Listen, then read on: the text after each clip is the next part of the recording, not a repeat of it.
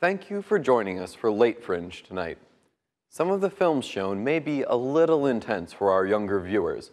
In addition, the views expressed are not those of WSKG employees, members, or management.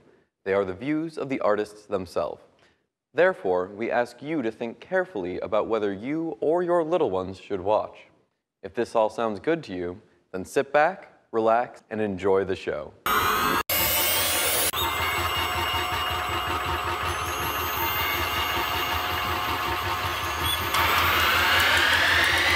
Hello, and thanks for joining us for another episode of Late Fringe, an exploration of the films and filmmakers of New York State. I'm your host, Phil Westcott. In the next half hour, we'll introduce our viewers to the work of Akram Shibly.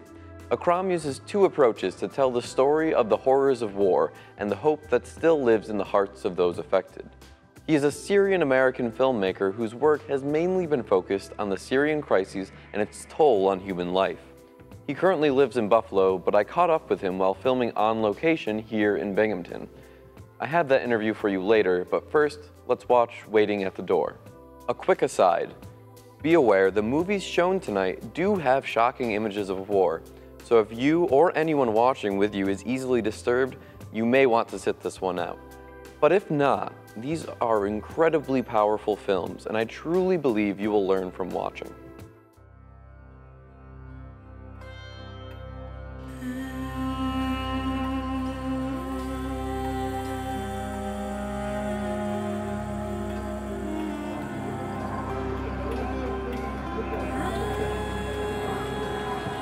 مثل المخيم فيه فوق 100,000 مخيم فيه المخيم يعني يصل أحيانا ل 120,000 نسمة.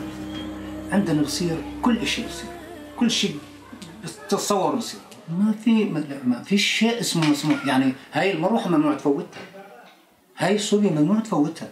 صعب إنك تقدر تسيطر عليه ولا من أي ناحية.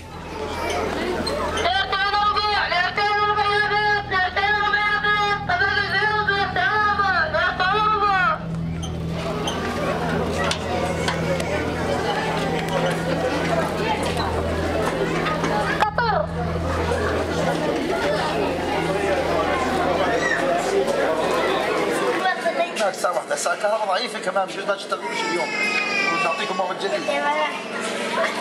والله بجوز نعطيكم موعد جديد. ما فيش كهرباء. هاي الدكتور دكتور أجيال بعد المسجلين كل يوم كم حالة شكل.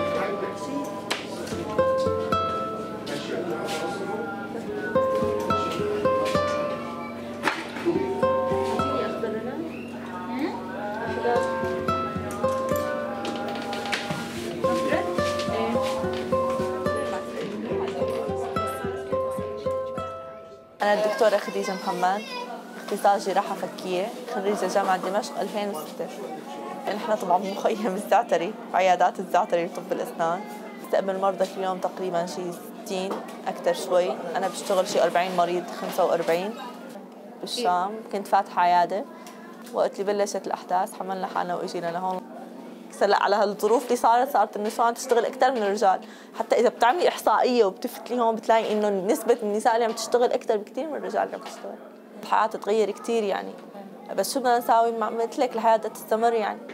يضل الواحد في امل في امل انه يرجع على بلده ان شاء الله. يكون دعم اكثر يعني من كل النواحي، يعني على مستوى عدد الأطباء يكون في عدد أطباء أكثر، على مستوى دعم العيادات. هلا مثلا مولدة هون نحن ما عندنا مولدة، وقت اللي بتنقطع الكهرباء عم نضطر نأجل المرضى الموجوعين لغير يوم.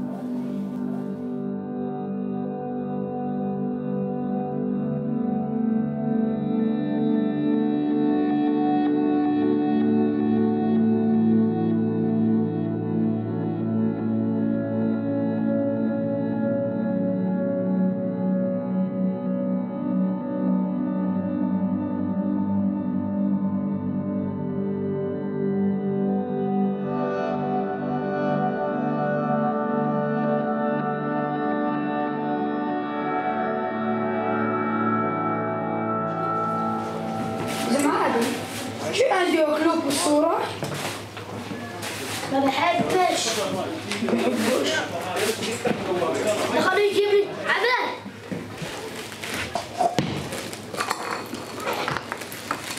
هاي الكنز الحمراء.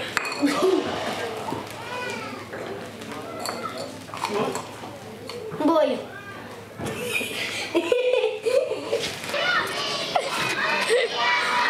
شو اسمكم؟ أنا اسمي خالد. أنا اسمي أحمد طه. أنا اسمي خليل. هذا اسمه عبد الله، حافظ اسمائهم، هذا رفقاتي. أكيد كثير رفقاتي. شحاطات ما عندناش، بدنا شحاطات. عندنا معجون أسنان. هسه شو هالمعجون أسنان هو فوفو. هسه أنت سورية؟ هسه باكله. هسه والله طيب. تعمل صح.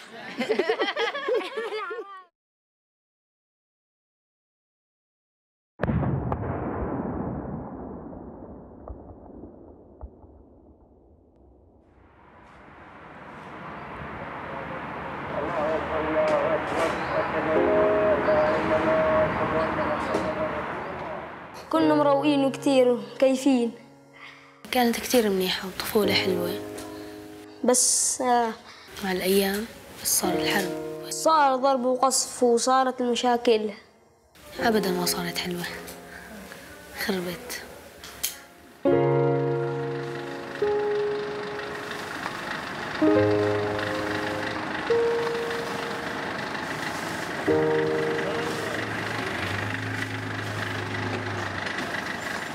أنا محمد خير الرز.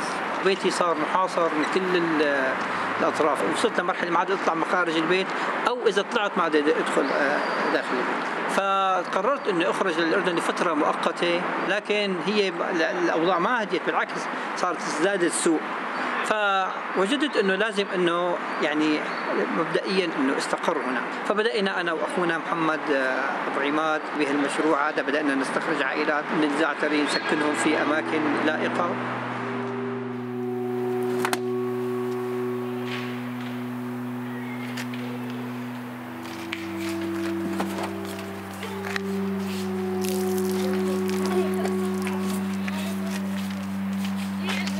هاي تاخذوها اثنين خفيف. ولا اعطيكم اياه.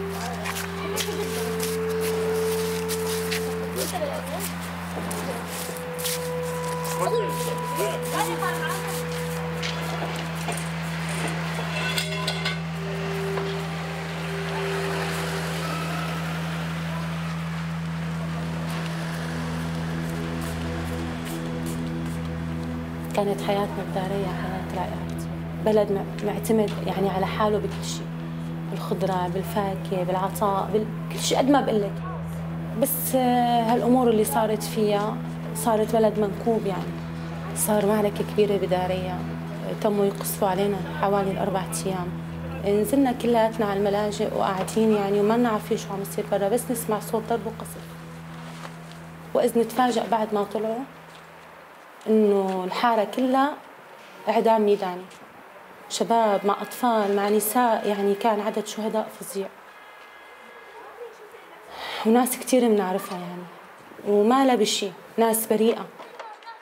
بعد منا ساء وضعي كتير لأني كنت حامل لي 7 شهور. عملنا جوازات سفرنا وطلعنا بحالة يرثى لها، يعني طلعنا ومتوقعين حيث أي دقيقة ننقنص، ما نعرف لأنه شوفي ماشيين يعني بطرق مخاطر. اجيت على الأردن بشوية أواعي بس حاملتهم معي، غيرهم ما معي شيء. فتت على بيت فاضي ما في لو إنه مدة بالأرض. أولادي وقت طلعت لهون كلهم واعيين على الشيء اللي صار، يعني وطلعوا وضعهم النفسي يرثى لهم. يعني تخيلي طيارة طايرة بالسماء، هي طيارة عادية هون بالأردن، يركضوا كلهم يصرخوا لعندي إنه شوفي إجا القصف لهون، إمي إجا لحقونا لهون. يعني طلعوا واعيين عن كل شيء، يعني هن اللي بيتذكروا عن حياتنا، شلون كنا نروح سيران، شلون كنا نطبخ بالسيران، تذكروا مدارسهم، طبعا كلها تدمرت هلا.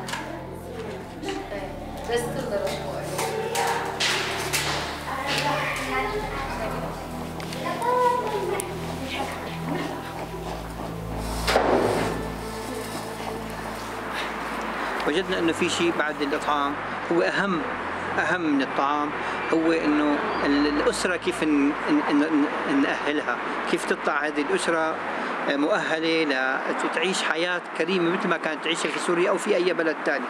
فوجدنا أنه لازم نجمع الأسر في مبنى. طبعا هذا المبنى هو عبارة عن 6 طوابق، كل طابق فيه 4 شقق، كل شقة 9 لأسرتين، فبالمعدل 40 أسرة تستطيع أن تسكن في هذا المبنى.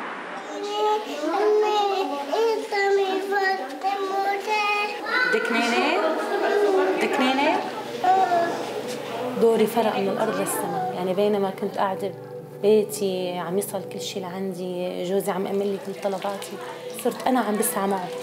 يعني عم نشتغل سوا، عم نحاول نأمن حياة الأولاد سوا. يعني بالأول كان دوري بالبيت بس إني أطبخ ودرس أولادي وعلمهم وربيهم، لأنه وضعي الصحي ما بيسمح، معي ديسكات، معي فتوك بظهري. صرت لا، لازم أشتغل لحتى عيش أولادي كمان. ساويت كباب، ساويت شيش برك، ساويت ملوخية، ساويت فاصولية، ما خليت شغلة إلا ما اشتغلتها. غسلت حرامات وأنا إنسانة مريضة. يعني انبسطت كتير إني جنيت شيء إني ساعد أولادي فيه وزوجي. بنفس الوقت حسيت بالظلم، حسيت بالقهر، حسيت وين كنا وين صرنا. يعني الإنسان من دون وطن كأنه شخص من دون روح. ما في أغلى من الوطن.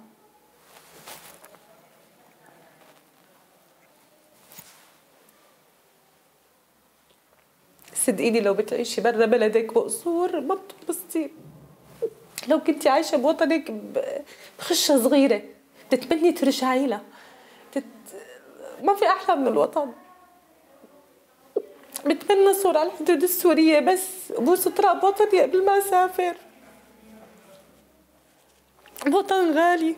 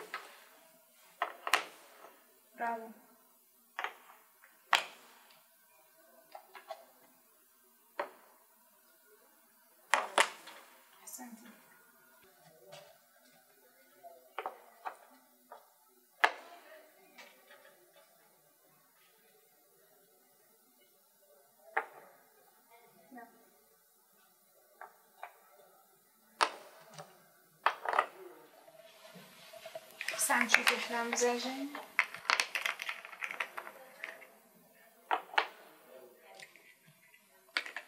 شو كنتي تشوفي قبل؟ شو رسمتي لي مرة ماضية؟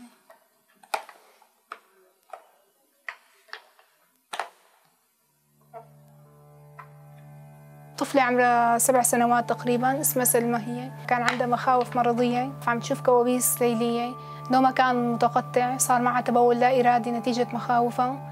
طبعا نحن عم نحاول نطالع منها الرعب عن طريق الرسم، عن طريق الفن. فاليوم طلبنا منها ترسم أحد مخاوفها أو هي اللي بتخاف منه، فرسمت لنا الشخصية اللي بتشوفها بالحلم واللي بتسبب لها إنه تفزع بالليلة. فنحن اللي عم نحاول نطالع هالمخاوف اللي عندها إياها مشان تستمر حياتها بشكل طبيعي. أنا آلاء البيطار، أخصائية نفسية، بشتغل بالجمعية الطبية السورية الأمريكية، معي ماجستير بالعلاج النفسي، صار لي 2 سنين تقريبا بالأردن، وعم نقدم خدمات للاجئين السوريين، للأطفال السوريين خاصة. أنا في شيء يقولي يلا تروحي لهذا المكان. كيفكم اليوم؟ الحمد لله. شو حاسين اليوم؟ أنا مبسوطة. ليش مبسوطة رؤى؟ زي اللي عندك. وأنت يا أنس؟ أنا مبسوط لأني شو اسمه جيت لهون وراح أروح على المدرسة هلا وأقدم الامتحان وإن شاء الله آخذ علامة الامتحان. لأنك انبسطت هون. وأنت أسامة؟ لأنه جيت لهون. أحسنت. رئيس مبسوط هون معنا؟ الحمد لله. هلا اول 6 اشهر كان ما في همه اول انه واحد صعب عليه ترك بلده وترك دراسته وترك كل شيء، بس بعدين فكرت انه الحياه رح تستمر ولازم يكون لنا هدف على الاقل انه نساعد بعضنا، فكملت دراستي وبلشت ساعد هون بالعلاج النفسي. كثير بيجوا عندنا هلا أطفال صار بيعانوا من العدوانية نتيجة الأحداث والأوضاع اللي مروا فيها، هي كلها أثرت فيهم. فنحن من خلال عندنا تمارين معينة، من خلال تمرين الاسترخاء أحيانا التخيم، ممكن هي كلها التقنيات ممكن تساعد على تخفيف العدوانية عند الأطفال. بعدين حتى إنه نساعدهم برسم الطريق المستقبل، لأنه هون فكروا إنه ضاع المستقبل، لا نحن بنحاول نزرع الأمل فيهم إنه المستقبل لسه ما راح، وإنه ممكن لقدام إن شاء الله بيجي الفرج يعني وبيرجعوا بيكملوا دراستهم، أو حتى هون رح نكمل دراستنا وبنركز عن هالناحية كثير، عن ناحية التعليم، لأنه ضعف الاهتمام بالتعليم كانت إحدى المشاكل اللي واجهتنا. فراشة المستقبل، أمنياتي أن أكمل دراستي وأن أصبح مهندسا وأن أرجع إلى سوريا. أن أتمنى أرجع إلى سوريا، وأن أتمنى أن أنجح في الصف، وأن أتمنى أن أرى سوريا بخير. هاي فراشة سميتها فراشة الأمل، أمنياتي فيها اللي هي حاملتها إنه أصبح محاميا وأرجع إلى سوريا وأكمل دراستي وأتفوق في مدرستي، وأن تكون علاماتي جيدة جدا. الشعب السوري شعب عظيم طبعا، تحمل كثير شغلات، بس راحت شوي على الأطفال نوعا ما. عم نحاول نحن ندعمهم نوعا ما، بس نحن بدنا دعم كمان أيضا. بتمنى إنه يعني العالم كله يوقف معنا ينهينا من هالقصة، لأنه طولت كثير والحالات كل ما لها على زيادة عم تكتر أكثر.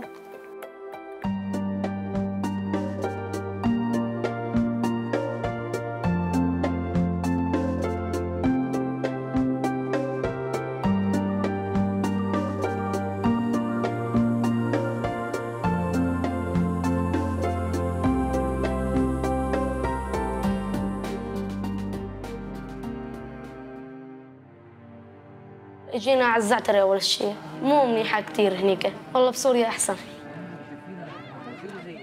يعني معاناة جدا كانت فيه. هون أفضل، مبنى للشهداء معتقلين.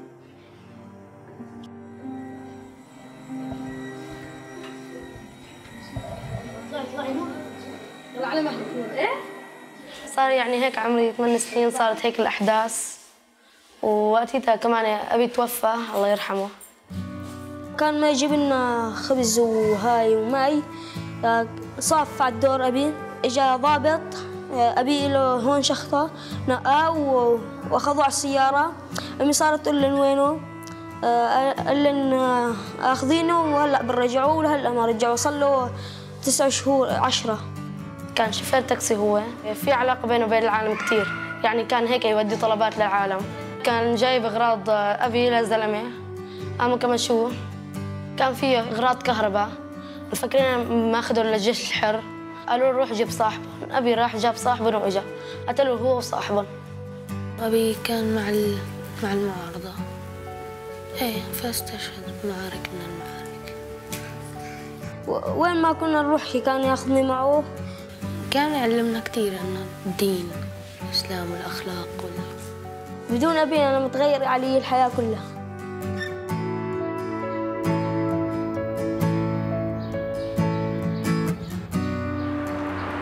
ما هون عبارة عن ناس نجلسهم في مكان بس نطعميهم نشربهم، لازم يعيشوا حياتهم مثل ما كانوا يعيشوها في سوريا أو في بلد ثاني، إنه يأكلوا ويشربوا ويتعلموا ويعلموا. هي مرحلة اللي انقطعوا فيها من بداية الأزمة إلى الآن 2 أو 3 سنوات، في منهم ما رأوا كتابة، ما شافوا كتاب. وجدنا إنه التعليم شيء أساسي تماماً. كيف إنه تمنع عن واحد الطعام والشراب بيموت، فإذا منعت عن التعليم يمكن يعني بيودي نفس النهاية. أنا لما رجعت على المدرسة حسيت إنه رجع شيء حلو إلي، لأنه 2 ما درست كنت. Right now we are taking a lesson. We are taking an English lesson. So we means نحن. Right? نحن. Okay. نحن لما أعلمهم هلا، أنا لما بعلمهم بزرع فيهم إنه أنتم حتطلعوا علماء، حتكتشفوا. ما شاء الله. تلاقي ما شاء الله بين كلاس وكلاس، يعني بين حصة والأخرى في تطور بعقولهم. تمام. بعدين صاروا يحبوا بعضهم أكثر. تماما. اليابان لما تدمرت ما في شيء نهض فيها غير العلم. في صورة ما بنساها إنه كل الدمار هيك على الأرض وفي كذا مقعد وأستاذ ومبلشين بالتدريس. نعم. ما بلشوا بوضع حجر بالتدريس. يعني يمكن في عنا في سوريا حنوصل لمرحلة لما نرجع إن شاء الله تعالى حنشوف الأبنية مدمرة. الإنسان ما حيرجع على بيته. نفس المشروع حيرجع عليه، يقعدوا يسكنوا مع بعضهم نفس هذا المبنى ولكن في سوريا. فبدنا نأهلهم إنه كل أسرة تمسك مبنى كاملة وتنفذ الأفكار اللي نحن علمناها إياها في هذا المبنى، هي تكون كل أسرة مبنى كاملة.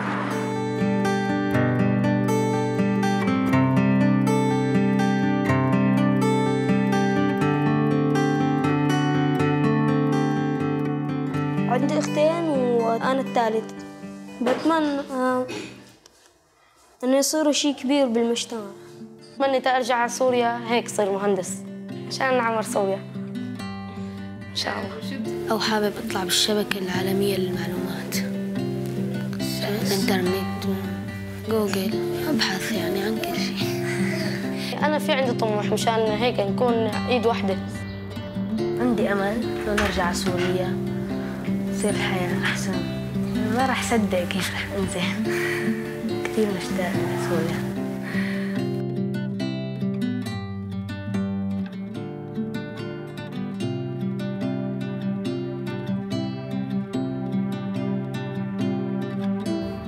Hello, I'm sitting here with Akram Shibly, the director of the two films we've been showing tonight, Waiting at the Door and up next, Heal the World. Can you tell me a little bit about how you filmed Waiting at the Door? You were in a refugee camp in Jordan with Syrian refugees, correct? Yes, for a portion of the film, we shot at Zatari refugee camp, which is the most densely populated refugee camp in the world. Between 120 and 140,000 refugees are there at any given moment. And basically, I was, my sister and I were fortunate enough to accompany my father on a medical mission to Jordan. Him and a team of doctors and dentists went there to offer aid to the refugees. And they were doing procedures from as simple as filling a cavity to as complicated as replacing entire jaws. And because of that access we were given with the medical team, we were able to witness things that the average filmmaker doesn't have the privilege to go and see there, such as the refugee camp, such as some of the sit-down talks we had with the refugees. I feel blessed to be able to have that access and to share those very deep and very personal stories, which I feel like the media has really neglected. You know, I feel like the refugees are talked about honestly as like a mass or a swarm rather than individual human beings who are just trying to regain their lives. I feel like that's something you tried to show in the film as well, was with by showing very close-up pictures of the refugees and focusing in on their faces. It really brought the viewer into the personal aspect of being, not just this is a random person, but this person has feelings and is a human being that we need to care about. Exactly. Yeah. For me, the close-up is a very interesting device because it brings you into the emotions of the subject like no other shot really could. And yes, their words are very profound, very deep, and very revealing, but at the end of the day, I think some of the most emotional moments are just seeing the faces of the refugees and hearing them talk about the tragedy and the heartbreak that they've gone through, yet with a smile on their faces, showing that despite all of this, they still have hope. And I think that image in and of itself speaks volumes. And so that's why I chose to get very close with the camera when conducting these interviews.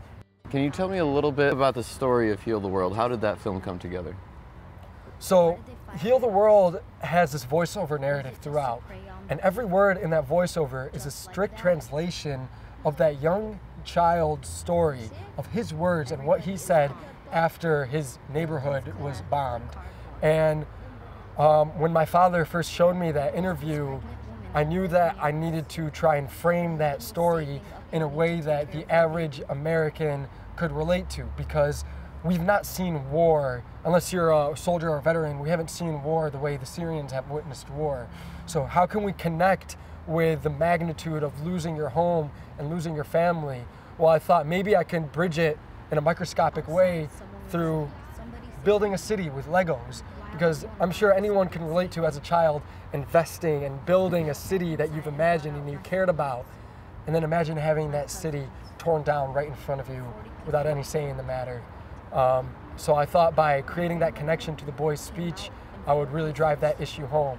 And that boy's speech is just so profound, and the level of empathy that he conveys is not even present in most adults nowadays. I mean, he talks about how his city got bombed, and then he's worried about the soldier, you know?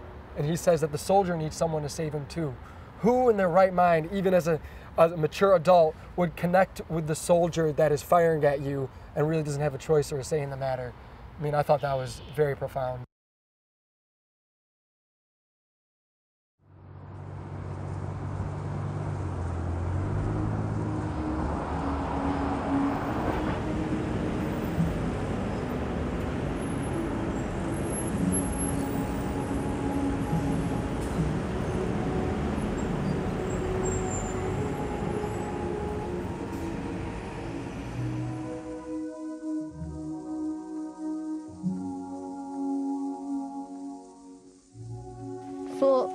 A startling noise came from above us.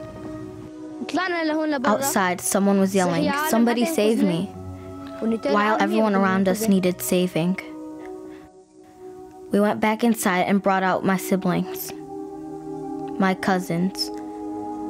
40 people were killed. My grandmother came out in 4 pieces. My aunt was blown away. We still haven't found her. I just want to know, why did they fire at us? Was it just to prey on the weak? Just like that? Everybody is gone. Buildings collapsed like cardboard. There was this pregnant woman that lived near us. Her husband was saving up money to take care of their baby. They're dead. There was a 1-week-old infant. His dad sleeps by his grave now, guarding it.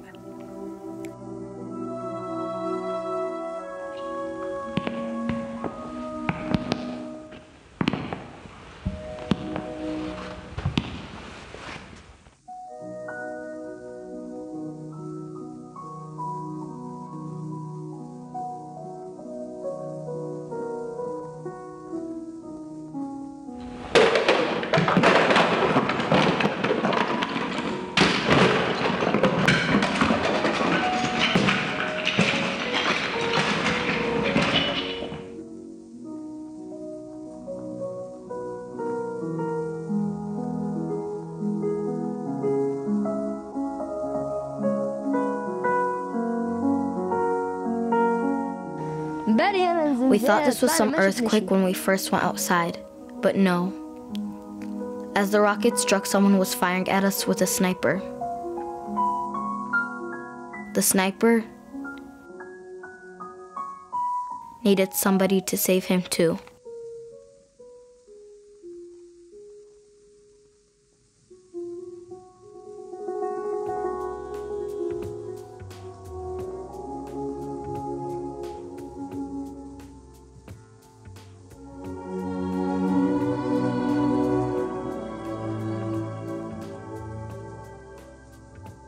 Thanks for joining us tonight for Late Fringe. I'm Phil Westcott. Join us next week as we explore the works of New York State filmmakers. Remember, this program is also available for streaming online at WSKG.org. Thank you.